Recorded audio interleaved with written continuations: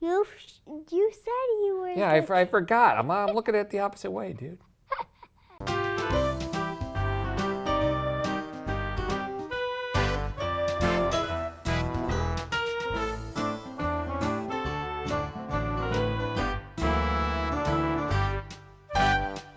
You need to trim your fingernails, I think. So, today we're going to talk about Entertainment Tonight. No, I'm just kidding. We're going to talk about the other E.T., E.T. the Extra-Terrestrial, which we watched over the weekend, and the two of us watched it, and Colton watched it with us. And before we go too far, what were your impressions of the film? Is this a film you liked, disliked, and why? I really liked the film.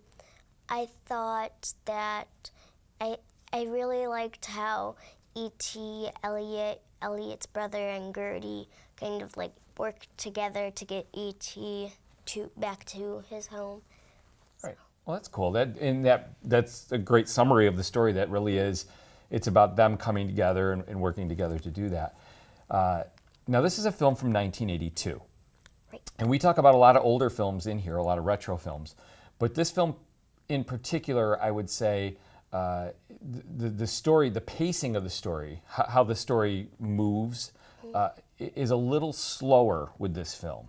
And I wondered if that bothered you. Did it take you a while to get into the story? Did you think it took the story moved too slowly, or were you okay with it, and why?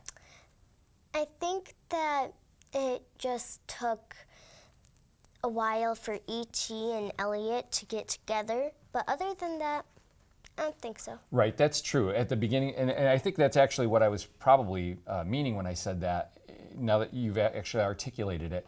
It takes a while for E.T. to meet up with Elliot in that part of the story to get rolling. I mean, we see at the beginning, and we see E.T.'s a botanist, right? He's from another planet, and he's taking samples of plant life.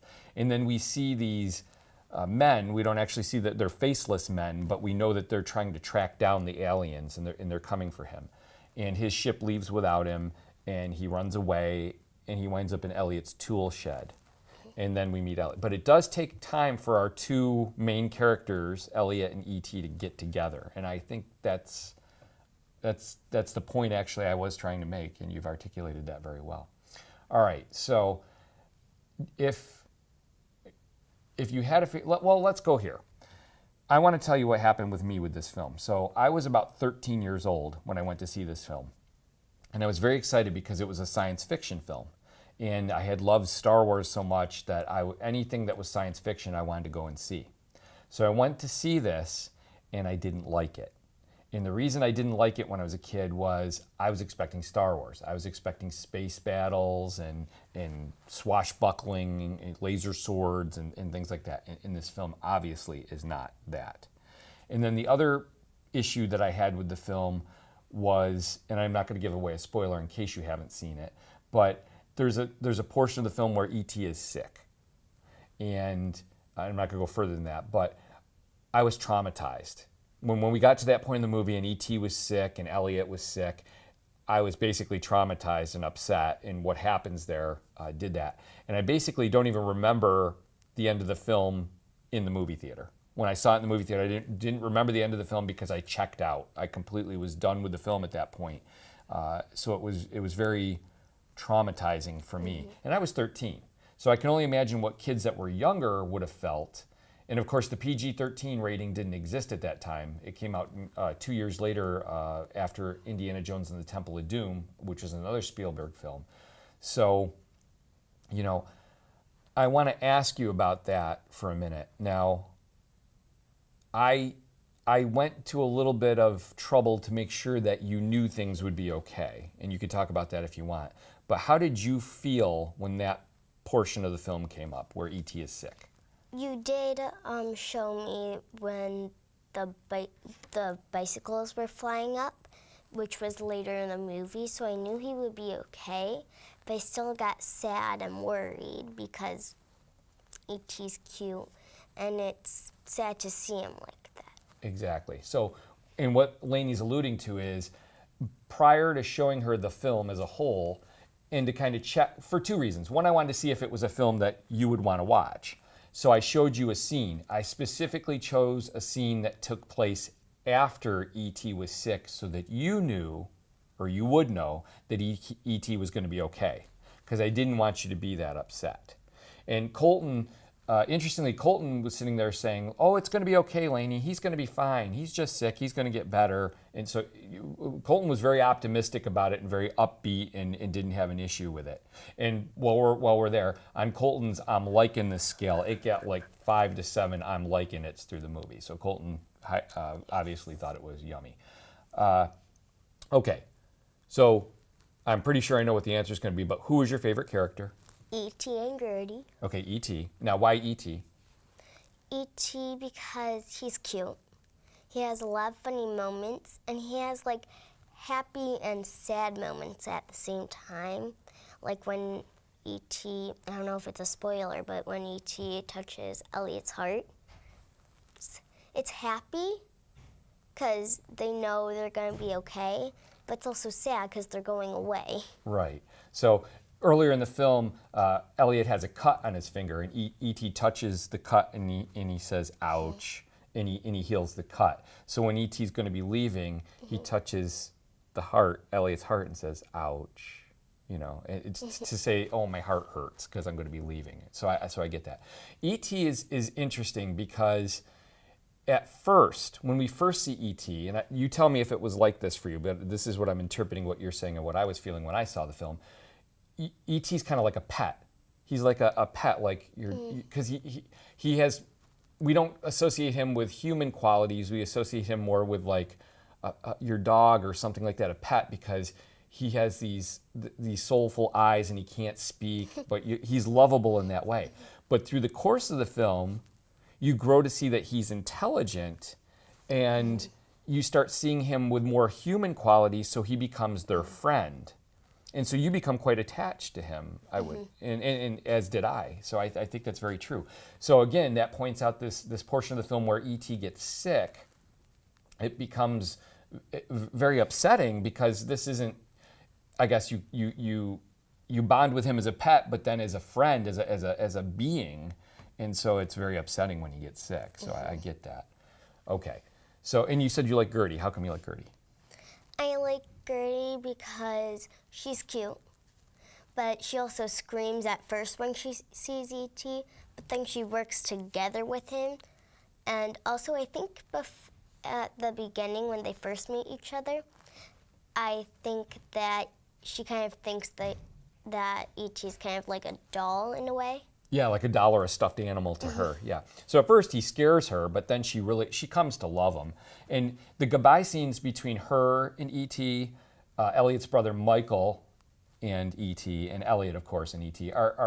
They tug at your heartstrings because the bond that they formed with him is so tight and so close, and you can feel it because you kind of go through that experience with them.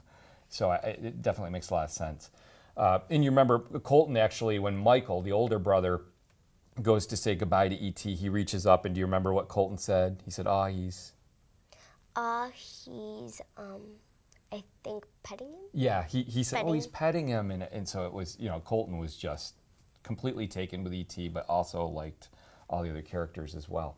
I want to point out, like, for me, I really was in tune with Michael, the older brother. Now, at the time of seeing the film, I would have been about the same age as Michael. And I actually don't think he gets enough credit in this film. I don't think people don't remember him as much, but he does a great job in the film and really helps to be sort of, he's in the middle ground. He's between the adults and between the little kids. And so I know that Elliot is the main character with E.T. and the protagonist, but I almost think Michael is the eyes by which you see it. And that could be just because that was my age at the time. I also like Michael's friends. We never really get to know them necessarily, but especially at the end of the film when they're helping Michael and Elliot to get E.T. so that he can meet his ship, and they're on the bikes.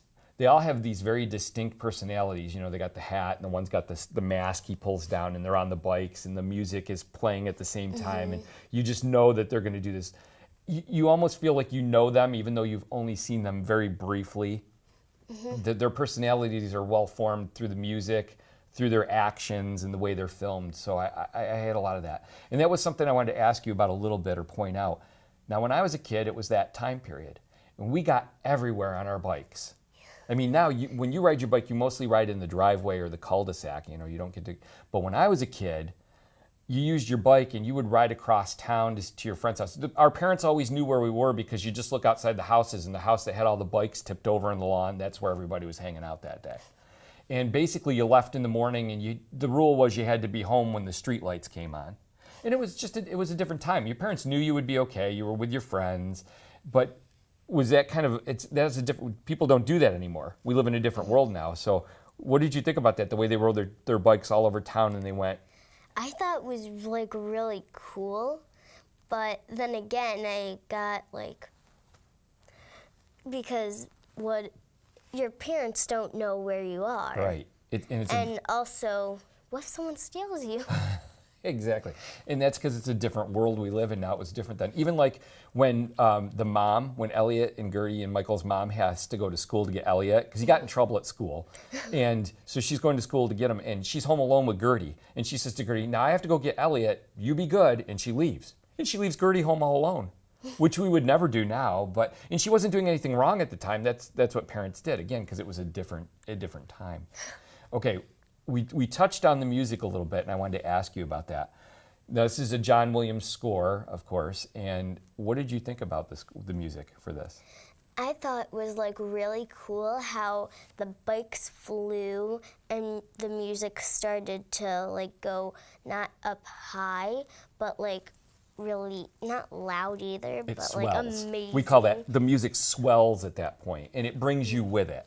So, I mean, I defy anyone to watch the film, and when the bikes lift off the ground with the John Williams score behind it, I defy anyone not to feel something at that point. I mean, you can't help it.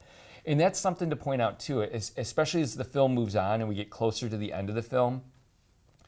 Much less dialogue at the end of the film, much more music, and you don't need the dialogue.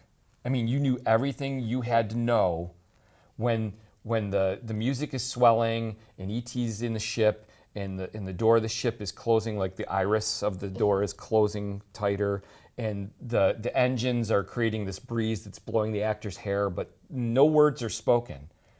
You don't need them, because you feel everything you need to feel, and you see everything you need to see between the imagery and the music. I think it does a great job with that. Okay. Any favorite scenes? I don't know. I really liked the whole movie, so I think all of them. Okay. Except for the sick one, which was kind of... Understandable. You know, there's so many of those uplifting scenes like we were just talking about, but let me ask you, let's take a comedic scene for a second and talk about that. The Halloween scene. Did you like that? Yes, I liked how the mother thought that E.T. was Gertie because he had a sheet. Yeah, he's a ghost. It was a ghost, and she thought it was Michael, Elliot, and Gertie was the ghost, and it turned out to be E.T. And you don't see it, but I thought that Gertie was staying home and trying to get E.T. to where he was going, so like teaming up with E.T., Elliot, and Michael. And that's exactly what was happening. The three siblings are working together to help E.T. get home. So that was really cool. And I like that scene too, and I love when he sees Yoda. Somebody's in a Yoda costume, and he keeps going, home, home, because it's an alien. I thought that was really funny. All right, well, awesome. Okay, well, yummy or crummy for you? Yummy. Yep, and definitely yummy for me. Anything else you want to say? E.T. phone home.